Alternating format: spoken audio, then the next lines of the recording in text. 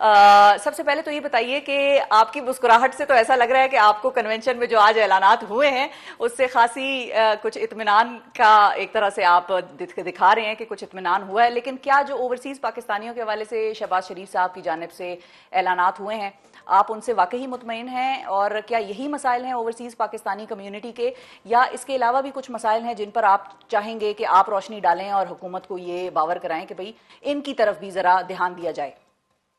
جی جی، تو پہلی بات تو آئی تھنک پازیٹیو بات ہے میرے نقطہ نظر سے کہ اس طرح کے کنونشن ایٹ دا ہارٹ اس کے جو پوائنٹ ہے وہ یہی ہے نا کہ ہماری جو کمیونیکیشن ہے وہ بہتر ہونی چاہیے. ہماری کمیونیکیشن جو حکومت کے اداروں کے ساتھ ہے وہ بہتر ہونی چاہیے، اور جو حکومت کے ادارے ہیں ان کی انڈرسٹینڈنگ ہونی چاہیے جو ہمارے ایشوز ہیں، کیونکہ جو اوورسیز پاکستانی ہیں یہ بہت ہی امپورٹنٹ اثاثہ ہیں پاکستان کا.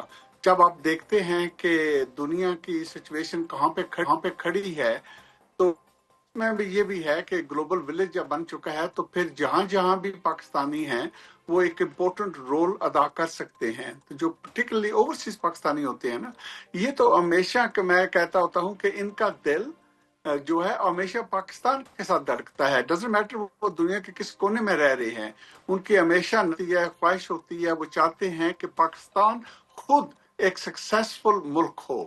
تو اس لحاظ سے میں سمجھتا ہوں کہ یہ کمیونیکیشن اس طرح کے کنونشن کرنا یہ اچھی بات ہے. دوسرا پوائنٹ جو آپ کہہ رہے ہیں وہ جی، یہ ہے کہ مسائل جو ہمارے کیا جو مسائل ایڈریس جی کیے گئے گورنمنٹ کی جانب سے وہی مسائل ہیں یا ان کے علاوہ بھی آپ کچھ ہائی لائٹ کرنا چاہیں گے کہ گورنمنٹ اس کی طرف بھی دھیان دے؟ آئی تھنک فنڈامنٹلی میں پہلے تو لوں گا جنرل آصم منیر صاحب کی جو اسپیچ تھی، میں سمجھتا ہوں I think it was actually good forward looking تھی اور پازیٹیو تھی، اور یہ اس چیز کا نشاندہی کر رہے تھے کہ جو اوورسیز پاکستانی ہیں وہ ایک قیمتی اثاثہ ہیں، اینڈ دیٹ از ٹرو. لیکن اس کے ساتھ جو مین کی پوائنٹ ہے میں سمجھتا ہوں اس کے ساتھ یہ بھی پوائنٹ ہے کہ جب یہ گلوبلائزیشن ہو چکی ہے تو جو سوچ ہماری ہے اس کو ہم نے دیکھنے کی ضرورت یہی ہے کہ کس طرح فنڈامنٹلی جو پاکستان کے اندر کی سچویشن ہے اس کو امپروو کیا جائے، پاکستان کی جو اکنامک سچویشن ہے اس کو مضبوط کیا جائے، جو سٹیبلٹی لانے کی ضرورت ہے اس کو امپروو کیا جائے. تو یہ وہ کام ہے الٹیمیٹلی جس کا اوورسیز پاکستانیوں کا دل دھڑکتا ہے، لیکن یہ پاکستان کے اندر کی سچویشن کی چیز ہے. صحیح. تو حکومت کا پہلا کام تو یہی ہونا چاہیے نا کہ جو ملک کے اندر پاکستانی بیٹھے ہوئے ہیں ان کی دیکھ بھال اچھے سے اچھے طریقے سے ہونی چاہیے.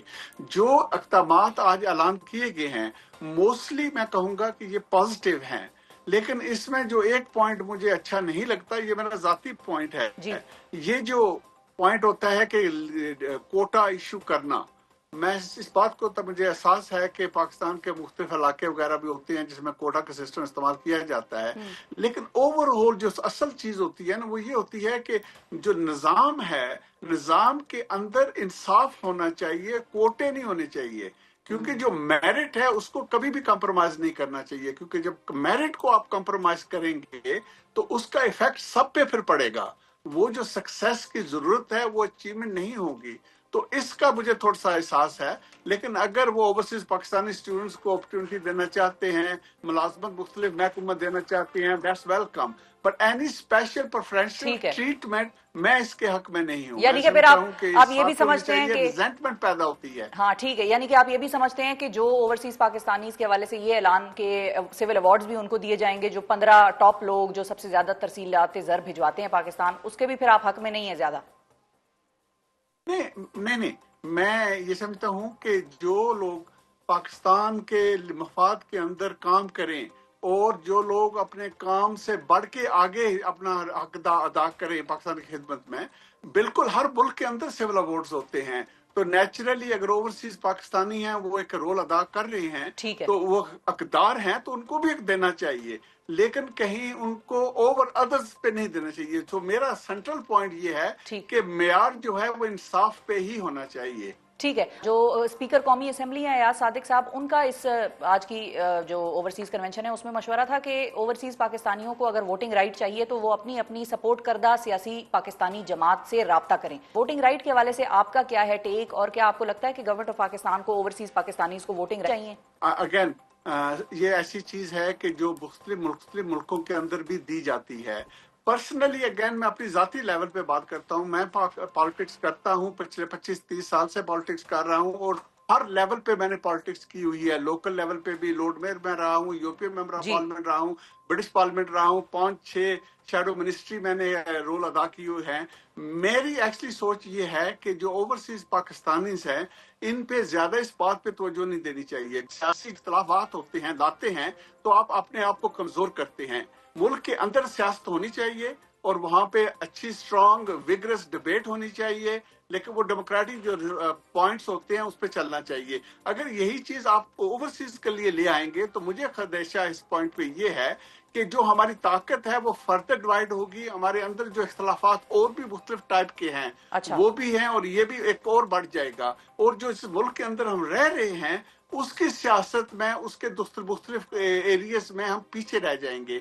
तो सेंट्रल पॉइंट फिर अगेन उस पॉइंट पे आएगा कि अगर ओवरसीज पाकिस्तानी खुद दूसरे मुल्क के अंदर कमजोर हैं तो उन्होंने पाकिस्तान की क्या मदद करनी है? पाकिस्तान की मदद करने के लिए उन्हें खुद उस माशरे के अंदर मजबूत होना ठीक चाहिए। है। तो इसलिए ये जरूरी है कि जो ओवरसीज पाकिस्तानी मिसाल के तौर पे ब्रिटिश पाकिस्तानी हैं उन्हें ब्रिटिश पॉलिटिक्स के अंदर हिस्सा लेना चाहिए और हर जमात के अंदर उनका असर रसूख होना चाहिए ताकि वो बरतानिया के लिए भी काम कर सके और जब पाकिस्तान को किसी चीज की जरूरत हो तो वो पाकिस्तान के लिए भी हो और एक स्ट्रांग ब्रिज के तौर पे अपने आप को पेश कर सके दोनों मुल्कों के लिए। ठीक है। अच्छा, अब चूंकि आपने बात की है मिलजुल के काम करने की, 2 रोज पहले आप लाहौर में पाकिस्तान के इंटीरियर मिनिस्टर मोहसिन नकवी साहब से भी मुलाकात करके गए और उसके हवाले से भी हमने खबरें देखी। उस मुलाकात में आपकी उनसे क्या बातचीत हुई और क्या डिस्कशन हुई? आई थिंक लोग वो इंटीरियर मिनिस्टर थे, मैं समझता हूँ अच्छा काम भी कर रहे हैं और पर्टिकुलरली जो कंसर्न हमें ओवरसीज में होता है वो यही है जो एस्केलेशन टेररिज्म के हवाले से हो रही है। ये मैं बात पहले भी इशारा इस बात पे कर चुका हूँ कि स्टेबिलिटी जो है ये बहुत ही इंपॉर्टेंट मुल्क के लिए होती है। पर्टिकुलरली पाकिस्तान जो चैलेंजेस को फेस कर रहा है उसमें स्टेबिलिटी लाना बहुत जरूरी है और उसमें वन ऑफ द चैलेंज जो है वो ये है टेररिज्म का जो लहर आ रही है। फिर पहले भी बहुत सी कुर्बानी दी हुई है, हमारी फौज ने बहुत अच्छी तरीके से इसको डील किया हुआ है। यूरोपियन पार्लियामेंट के अंदर मैं वाइस प्रेसिडेंट था सिक्योरिटी या डिफेंस के हवाले से और मैं खूबी तौर पे जानता हूँ इस चैलेंज को और पाकिस्तान की आर्म फोर्सेस को उन्होंने कैसे डील किया था, क्योंकि ये फिर बढ़ने की तरफ जा रहा है। तो इस पे हमें फिक्र है और हमें यही बात थी जिसपे हमने फर्दर डिस्कशन उनके साथ की थी और ये भी कि कैसे हम इस कोऑपरेशन को बढ़ा सकते हैं इम्प्रूव करने के लिए। और उसके साथ दूसरा पॉइंट यही है जो ओवरसीज पाकिस्तानी हैं, हम अल्हम्दुलिल्लाह अच्छी तरह प्रोग्रेस कर रहे हैं। आप बरतानिया के अंदर देखें जो हमारे मुख्तलिफ large number of Pakistani MPs हैं, इसी तरह बहुत से मेयर्स हैं, इसी तरह हंड्रेड्स के हिसाब से क्लोज टू 1000 काउंसलर्स हैं। तो अगर सिर्फ पॉलिटिकल शोबे को ही देखें आप तो नजर आता है किस तरह प्रोग्रेस हो रहा है। तो ये वो रोल है जिसको वो कर सकते हैं। इस वक्त 4 पाकिस्तानी जो हैं वो गवर्नमेंट की इस हुकूमत की तरफ से ट्रेड एनवॉय हैं मुख्तलिफ ममालिक के अंदर, जिसमें इंक्लूड है पाकिस्तान, इसमें टर्की इंक्लूड है, इजिप्ट इंक्लूड है, इंडोनेशिया इंक्लूड है। तो ये वो रोल हैं जिसको हम अदा कर सकते हैं मिलके।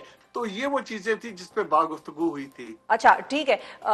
ये तो आपने बड़ी क्लैरिटी से बताया कि मोहसिन नकवी साहब के साथ आपकी दहशतगर्दी की जो बढ़ती हुई लहर है उस पर बातचीत हुई है। आउट ऑफ क्यूरियोसिटी मैं आपसे ये पूछना चाह रही हूँ और आपने भी क्या आउट ऑफ क्यूरियोसिटी उनसे पूछा कि जो इस वक्त मुल्क की सियासी एक कशमकश चल रही है, I am sure you are aware of it, कि एक पॉलिटिकल इंस्टेबिलिटी भी मुल्क में मौजूद है और जब आपस में लोग लड़ रहे होते हैं तो बाहर की बैरूनी कुव्वतें उनका फायदा उठाती हैं उन हालात का। तो आउट ऑफ क्यूरियोसिटी वैसे आपने उनसे इमरान खान साहब के हवाले से कोई बातचीत की या उन्होंने आपसे कोई जिक्र किया, तज़किरा किया?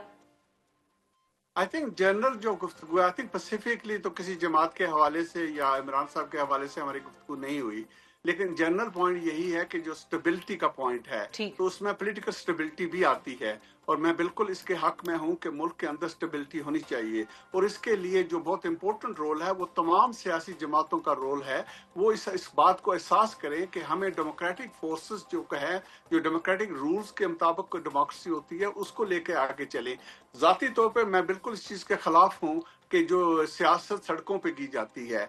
हमारी पार्लियामेंट्री सिस्टम में पाकिस्तान के अंदर से हमें पार्लियामेंट के अंदर बैठ के पूरे जोश और खरोश के साथ अपना हक अदा करें और एक स्ट्रांग स्ट्रांग अपोजिशन भी होनी चाहिए, ये भी अच्छी चीज है हुकूमत को बेहतर करने के लिए। बरतानिया आपके सामने है, बिल्कुल। जो मदर ऑफ डेमोक्रेसी है, इसके अंदर बाकायदा हुकूमत होती है, और हुकूमत के ऑपोजिट एक हुकूमत होती है जो शैडो हुकूमत होती है, जो उनको हाँ, बाकायदा मॉनिटर करती है, उनको चैलेंज करती है, उनके फैसलों को बेहतर करती है। तो ये वो चीज है जिसको हमें स्ट्रांग करने की जरूरत है। बिल्कुल सही है।